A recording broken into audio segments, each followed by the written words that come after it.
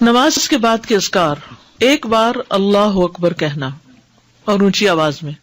ابن عباس کہتے ہیں میں نبی صلی اللہ علیہ وسلم کی نماز کے مکمل ہونے کو تکبیر کی وجہ سے سمجھ جاتا تھا، یعنی سلام پھیرنے کے بعد آپ اللہ اکبر کہتے۔ نمبر 2، 3 بار استغفر اللہ کہنا، میں اللہ سے بخشش مانگتا ہوں۔ صبان کہتے ہیں کہ رسول اللہ صلی اللہ علیہ وسلم جب اپنی نماز سے فارغ ہوتے تھے تو 3 مرتبہ استغفار فرماتے۔ ولید کہتے ہیں کہ میں نے اوزائی سے پوچھا آپ استغفار کس طرح فرمایا کرتے تھے، تو انہوں نے کہا آپ اس طرح فرماتے استغفر اللہ استغفر اللہ استغفر اللہ۔ اس کی کیا حکمت ہے نماز کے بعد استغفار کرنے کی؟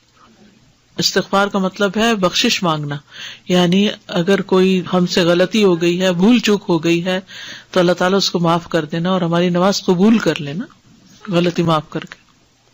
نمبر 3، اللہم انت السلام ومنک السلام تبارکت ذی الجلال والاکرام۔ اس کے بعد تسبیحات، 33 بار سبحان اللہ، 33 بار الحمدللہ، 33 بار اللہ اکبر، اور 100 پورا کرنے کے لیے لا الہ الا اللہ وحدہ لا شریک لہ لہ الملک ولہ الحمد وہو علی کل شیء قدیر۔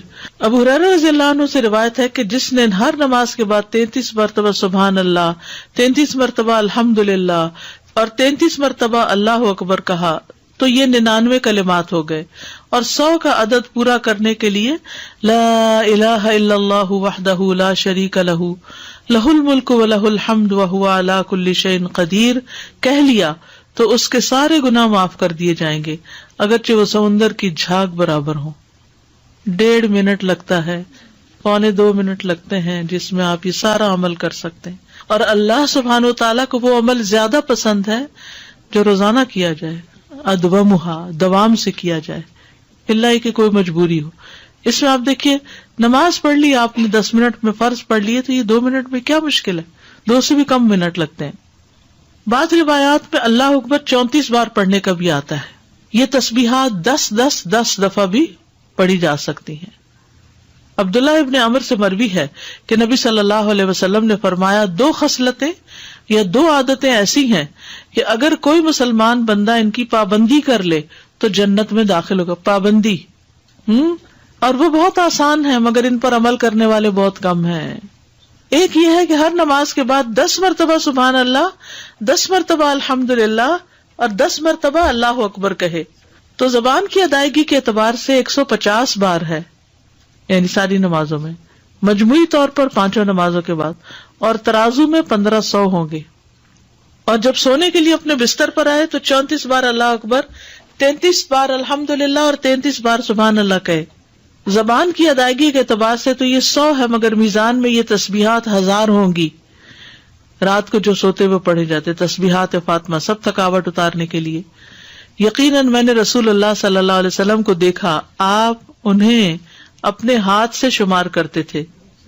صحابہ نے پوچھا اللہ کے رسول یہ کیسے ہے کہ یہ آسان عمل ہے مگر ان پر عمل کرنے والے تھوڑے ہیں؟ آپ نے فرمایا سوتے وقت میں کسی کے پاس شیطان آ جاتا ہے اور پہلے اس سے کہ وہ تسبیح پوری کرے وہ اسے سلا دیتا ہے، اور اسی طرح اس کی نماز میں شیطان آ جاتا ہے اور یہ تسبیحات پڑھنے سے پہلے ہی کوئی کام یاد دلا دیتا ہے۔ 25 بار تسبیحات پڑھنا، یعنی یہ بھی جائز ہے، ٹھیک ہے۔ آیت الکرسی، جنت میں جانے کا راستہ۔ رسول اللہ صلی اللہ علیہ وسلم نے فرمایا جو شخص ہر فرض نماز کے بعد آیت الکرسی پڑھے اس کو موت کے علاوہ کوئی چیز جنت میں جانے سے نہیں روک سکتی۔ سبحان اللہ۔ یعنی نماز پڑھی اور نماز کے بعد آیت الکرسی پڑھ کے آپ دیکھیے کتنی دیر لگتی ہے، شاید ہارڈلی منٹ بھی نہ لگتا ہو، اور یہ سب سے افضل آیت ہے۔ اس کے پڑھنے سے ایک محافظ آ جاتا ہے اور شیطان قریب بھی نہیں پٹکتا، جنات سے بچانے والی آیت ہے یہ۔ وہ آیت سورۃ البقرہ میں ہے، اسے کوئی شام کو پڑھے گا تو صبح تک پناہ میں رہے گا، اور جو صبح پڑھے گا شام تک ہم سے پناہ میں رہے گا، یعنی جنات سے۔ معوذات، سورۃ الاخلاص، سورۃ الفلق، سورۃ الناس، یہ بھی ایک بار پڑھنا ہوتی ہے نماز کے اذکار میں۔ عقبہ بن عامر کہتے ہیں کہ رسول اللہ صلی اللہ علیہ وسلم نے مجھے حکم دیا تھا کہ میں ہر نماز کے بعد معوذات پڑھا کروں۔ ربی اعنی علی ذکرک و شکرک و حسن عبادتک۔ معاذ بن جبل کہتے ہیں کہ رسول اللہ صلی اللہ علیہ وسلم نے میرا ہاتھ پکڑا اور فرمایا میں تم سے محبت رکھتا ہوں اے معاذ. میں نے عرض کیا میں بھی آپ سے محبت کرتا ہوں یا رسول اللہ. تو رسول اللہ صلی اللہ علیہ وسلم نے فرمایا تم پابندی سے ہر نماز میں یہ دعا مانگا کرو رب اعنی علی ذکرک و شکرک و حسن عبادتک. اور آپ نے یہ ان کو وصیت کی تھی کہ کبھی نہ چھوڑنا اس کو. لا الہ الا اللہ وحدہ لا شریک لہ لہ الملک و لہ الحمد وہو علی کل شیء قدیر. 3 بار. لا الہ الا اللہ وحدہ لا شریک لہ لہ الملک و لہ الحمد وہو علی کل شیء قدیر. اللہم لا مانع لما اعطیت ولا معطی لما منعت ولا ينفع ذا الجد. ایک روایت میں منک الجد بھی آتا ہے، یہ اگلی روایت ہے ولا ينفع ذا الجد منک الجد.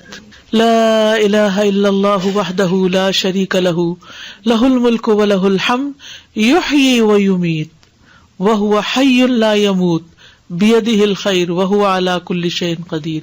یہ دعا اور کس موقع پہ پڑھی جاتی؟ بازار جاتے ہوئے.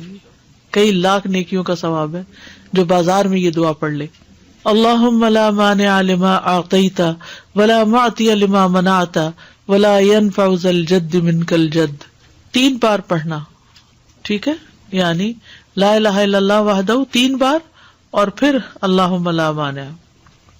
لا الہ الا اللہ وحدہ لا شریک لہ لہ الملک و لہ الحمد وہو علی کل شیء قدیر.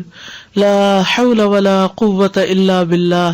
لا الہ الا اللہ ولا نعبد الا ایاہ لہ النعمة ولہ الفضل ولہ الثناء الحسن. لا الہ الا اللہ مخلصین لہ الدین ولو کرہ الکافرون. رب قنی عذابک یوم تبعث عبادک. اے رب مجھے اس دن کے عذاب سے بچانا جس دن تو اپنے بندوں کو اٹھائے گا. پھر ہے اللہم انی اعوذ بک من الکفر والفقر وعذاب القبر. کفر، فقر اور عذاب قبر سے تیری پناہ میں آتا ہوں اے اللہ. پھر اللہم اغفر لی ما قدمت وما اخرت وما اسررت وما اعلنت وما اسرفت وما انت اعلم به منی انت المقدم وانت المؤخر لا الہ الا انت. یہ اگلے پچھلے ظاہری باطنی سب گناہوں کی معافی کا اعلان ہے اس میں. سبحانک اللہم وبحمدک استغفرک واتوب الیک. اچھے عمل پہ مہر لگانے والے کلمات ہیں یہ. یعنی جو شخص کسی مجلس میں بیٹھے پھر اس سے کچھ غلط سلط باتیں ہو جائیں تو جب یہ کلمات آخر میں پڑھے گا تو وہ معاف ہو جائیں گے، کفارہ ہو جائے گی اس مجلس کا. رب اغفر لی وتب علی انک انت التواب الغفور. ایک انصاری صحابی کہتے کہ میں نے رسول اللہ صلی اللہ علیہ وسلم کو نماز کے بعد یہ دعا 100 دفعہ پڑھتے ہوئے سنا. رب اغفر لی وتب علی انک انت التواب الغفور.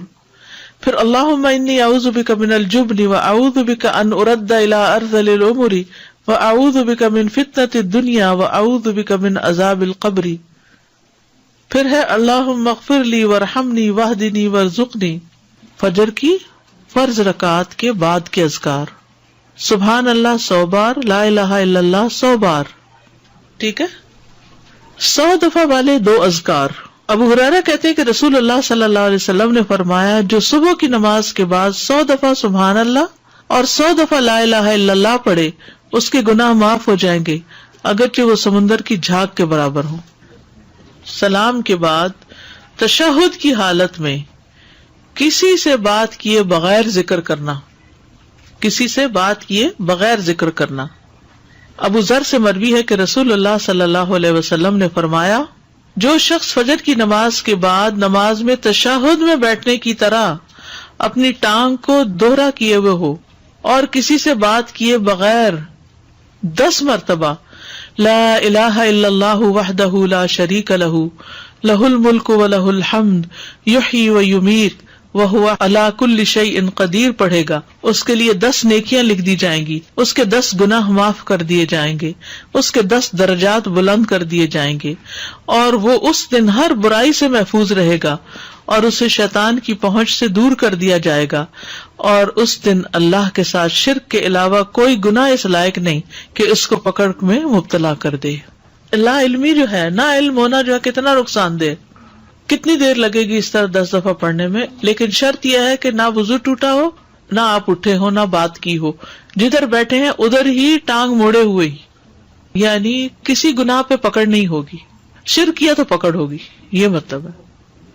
مغرب کی نماز کے بعد کا ذکر، سنن ترمذی کی روایت میں آتا ہے، جو شخص لا الہ الا اللہ وحدہ لا شریک لہ لہ الملک ولہ الحمد یحیی ویمیت وہو علی کل شیء قدیر، مغرب کے بعد 10 بار پڑھے گا، اللہ اس کی حفاظت کے لیے اسلحہ بردار فرشتے بھیجے گا جو اس کی صبح تک شیطان سے حفاظت کریں گے، صبح تک شیطان سے حفاظت۔